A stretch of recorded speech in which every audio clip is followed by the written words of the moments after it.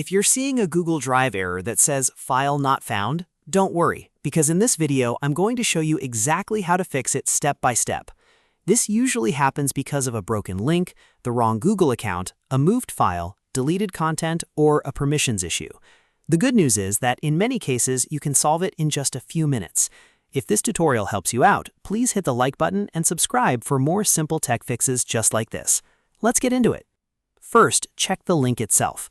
Copy the full Google Drive link again and paste it into a new browser tab. Make sure the link is complete and hasn't been cut off or changed by accident. A broken or incomplete link is one of the most common reasons Google Drive shows File Not Found. If the URL looks shortened, missing characters, or just strange, that may be the entire problem right there.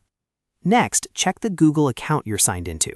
Click your Google profile picture in the top corner and make sure you're logged into the exact account that should have access to the file.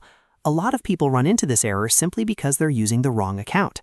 If the file was shared with a different Gmail address, Google Drive may show File Not Found or say the item is unavailable, even though the file is still there. If you own the file, the next step is to search for it directly in Google Drive. Open Google Drive and use the search bar at the top.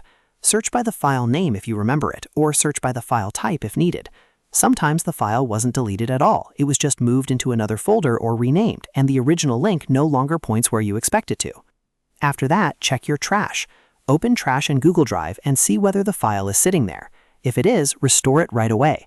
Deleted files can often still be recovered from trash, and restoring them may instantly fix the File Not Found problem. If the file was removed recently, this is a very important step not to skip. If the file was shared with you by someone else, then you may need to request access again.